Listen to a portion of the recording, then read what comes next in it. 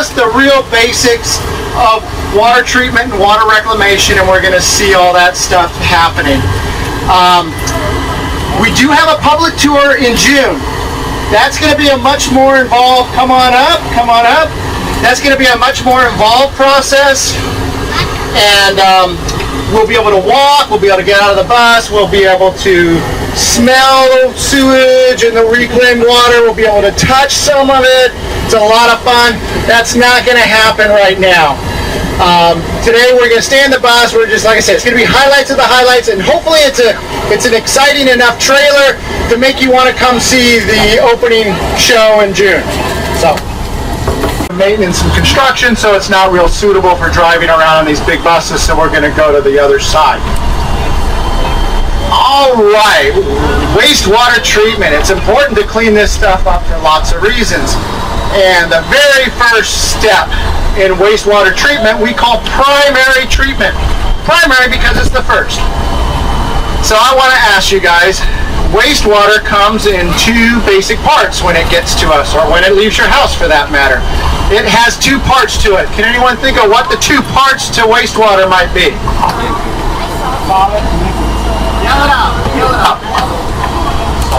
Well, it's solids and liquid. Comes in two parts. You might want to think about it as number one and number two, but it's more than just that, obviously, because part of that liquid is the showers you take, and part of those solids is the food you put down your garbage disposal and stuff becomes part of the solid. So it's not just strictly the stuff in the toilet. So the very, very, very first step of wastewater treatment, what we want to try to do is separate the solids from the liquids, and that's done in primary treatment, and that's going to be the first stop we're going to take. How we do that is what we do is we basically take the raw sewage and put it in these tanks, we slow it down, and we allow the solids to settle to the bottom. If any of you guys have an opportunity, please visit our tent. We have an information booth over there out amongst all the other vendors and things like that. And we've got displays of all this, and you'll actually see different water samples like raw sewage and what it looks like and what it looks like after primary treatment. Definitely take a look at that, because we're not going to see a whole lot of that on this drive-through tour. Okay. So, primary treatment is basically trying to separate as much of the solids out as we can through settling. It's not very sophisticated, and it really doesn't do a whole lot when it comes to cleaning up the water. Some people like to think of it as we're basically just settling out the bigger chunks. Not a whole lot more than that. But it is an important step, and it's the very first step. So here's where the magic starts at this facility. The wastewater leaves your house through your drains, and it goes into a sewer. And it flows in that underground sewer line to here, or to another wastewater treatment facility that might service your house, but it's probably very similar to this one. It's not pumped to here. There's no pumping going on. It uses gravity to flow from your house to here. So if it's going to use gravity, it has to flow downhill. So by the time it gets here, those sewer lines are quite a bit below the ground. So we actually have to pump that raw sewage up to the top. It's the only time where pumping's involved to start the treatment process, and that's happening right there at that yellow brick building. That's what we call our influent pump house. And that building is full of giant pumps, I mean, bigger around than this bus, and multiple pumps that actually pump the raw sewage up to start its treatment process. Remember, we call raw sewage influent because it sounds better, but it is still just raw sewage. So right here in front of us, that's where the primary treatment's going on. We've slowed the water down, we're letting the solids settle out to the bottom. Those solids are then taken out, and they're sent through another sewer line to a facility we have in Carson, where the solids themselves actually go through a treatment process all their own, and they're treated to a level where they can actually be used as soil amendments and fertilizers. In fact, Kellogg, not the cereal company, but the fertilizer company, has a contract to buy some of these processed solids and they actually use that in the potting soil bags you buy at various home and garden stores. I like to think of that every time you open one of those and plant a plant, there's a little bit of all of us in there, because there kind of really is. But anyways, that's what's happening right here under these covered tanks. The solids are settling out, and once again, it's not a real sophisticated process. It doesn't, the water that's left behind is not clean in any regard. We've just kind of settled out the big chunks. Those are sent through a sewer line to Carson, where they go through their own process. And then we move on to secondary. Go ahead and go over there. Now this, you'll notice that these tanks are covered, and there's a few other things that you probably, I know you probably can't see. We have some air scrubbers and stuff like that to help keep odors down, because we do have neighbors, and we want to be a good neighbor too. So we don't want too many complaints from the neighbors. Okay, so that was primary treatment. Basically, just think of that as removing the big chunks.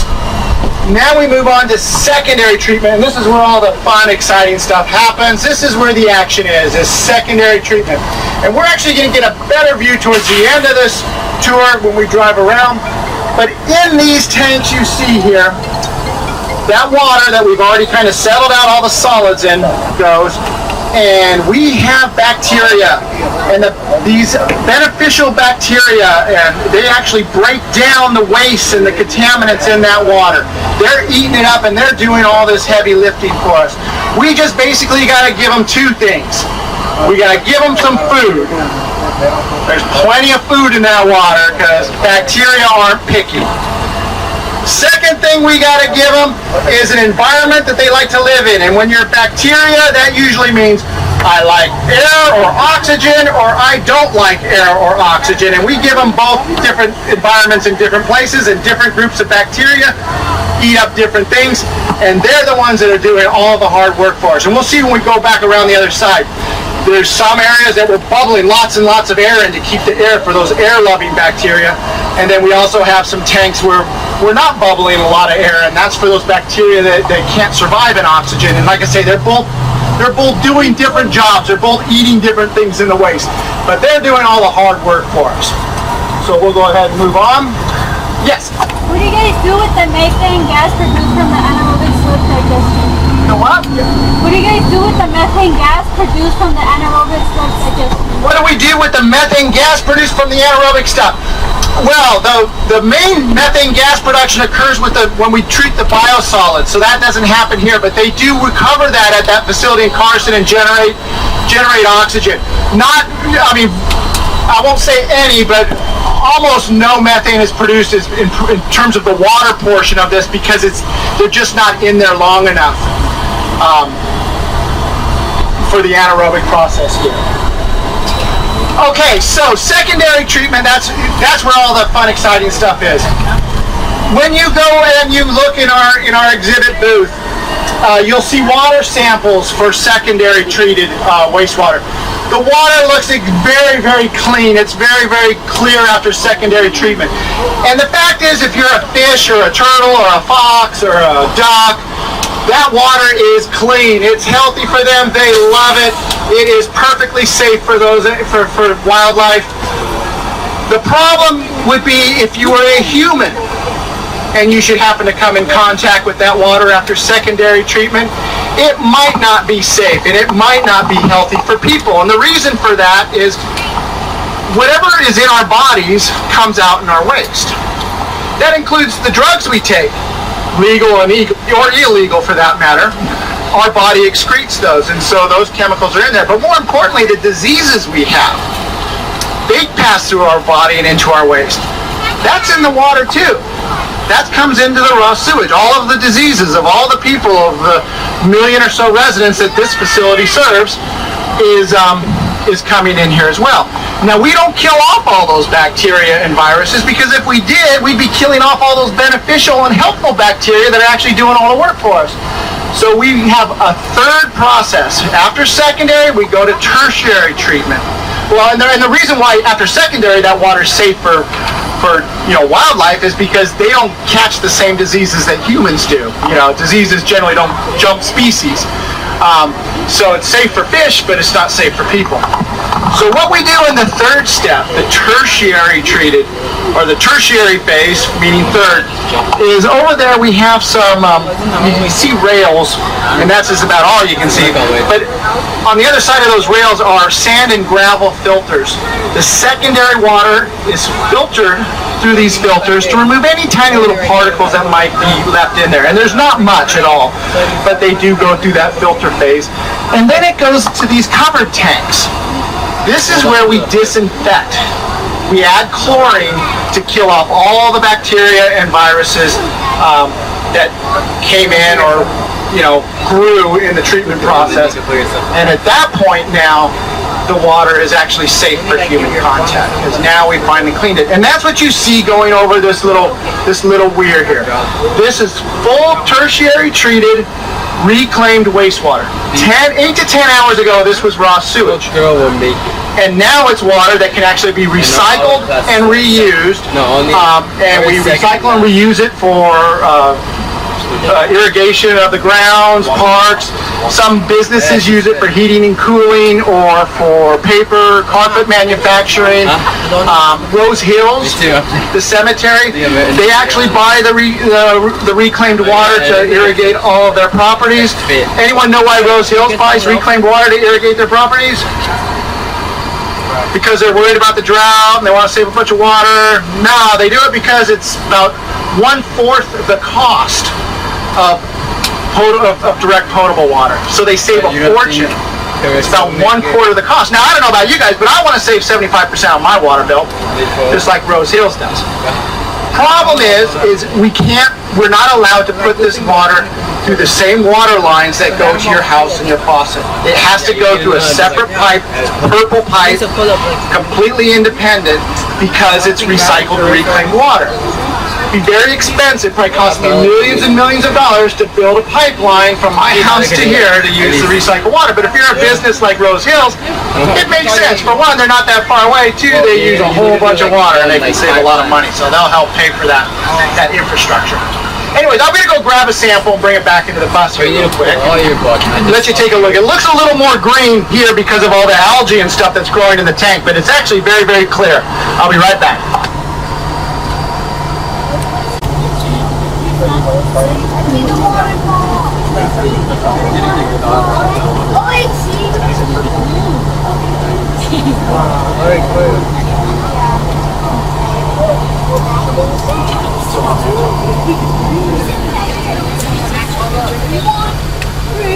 So this is it.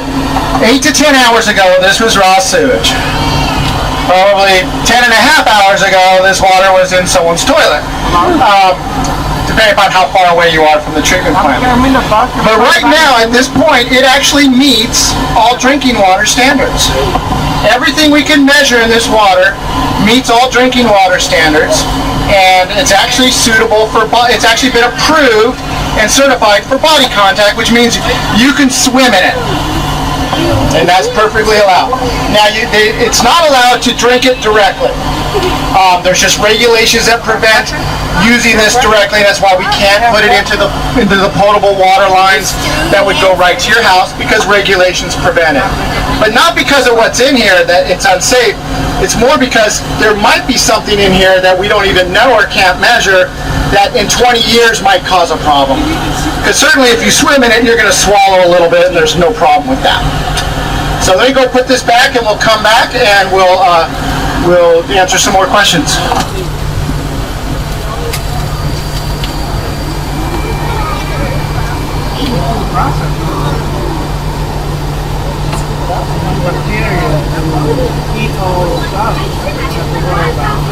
Justin, sit down. Where's Eden? Sit down.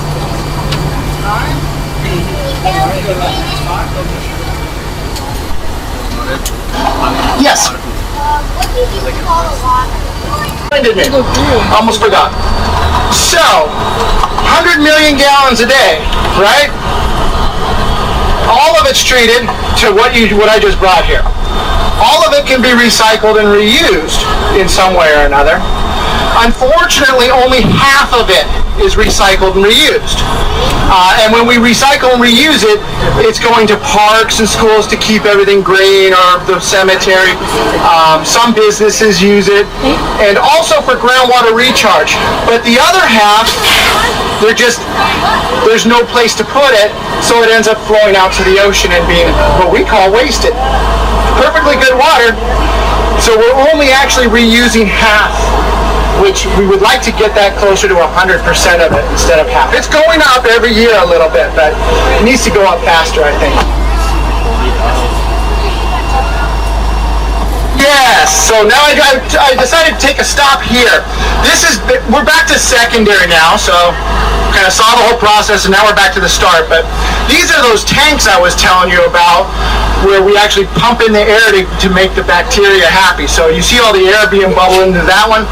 We've got air-loving bacteria in there chomping away and eating up all their good stuff. If you look at this tank here kind of in front, there's not nearly the bubbling going on here. That's where we've got that bacteria that does not like oxygen or air, and they're eating away the stuff that they eat away. So, same process, still all part of secondary, so you just get a better view of it from over here because we're closer.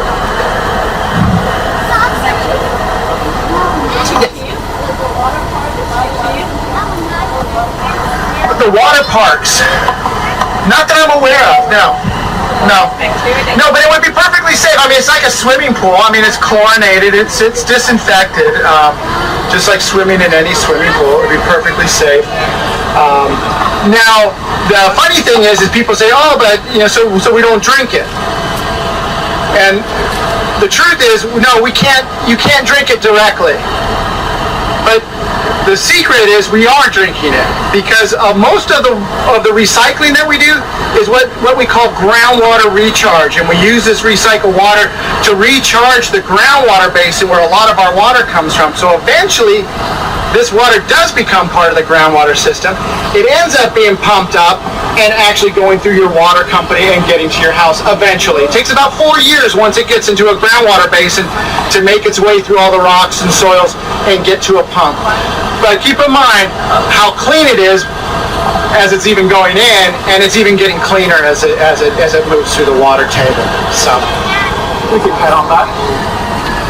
So that's the whole process, just the highlights.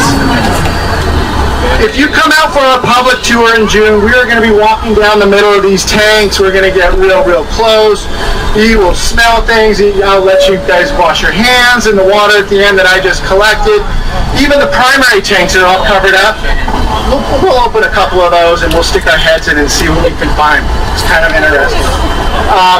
So I hope to see you on that public tour day on Saturday. If you look out this side of the window, this is San Jose Creek. It is a creek that feeds into the main San Gabriel River. And most of the water you see here is reclaimed, recycled water from this facility, as well as one we have upstream in Pomona that discharge to it. None of this water goes to the ocean though. This water will be held back, and this is what becomes part of the groundwater. And so this is all the start and part and towards the beginning of the groundwater recharge system.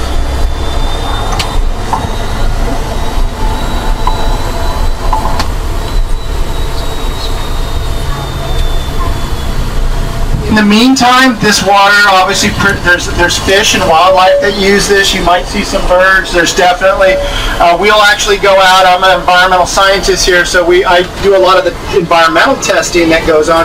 We have to go collect the fish, some of the fish that are living out there, and test them and make sure that they're not being affected, and that also that it'd be safe for other people to eat them and things like that, that they're not accumulating and everything. And everything's coming out fine. It is providing a service. For those of you who have fish tanks and aquariums, I will tell you, the chlorine we use to disinfect is removed before the water goes out to a river like that. If it's going to go into, say for watering a golf course or something like that, the chlorine is left in there just like your tap water has chlorine. But if it's going to be discharged out into the creek or the San Gabriel River, there's a couple of places we can discharge it. The chlorine will be removed. So because those of you with fish tanks know the fish and chlorine don't mix very well, and the chlorine can be very toxic to the fish. Yes. Do you guys use cold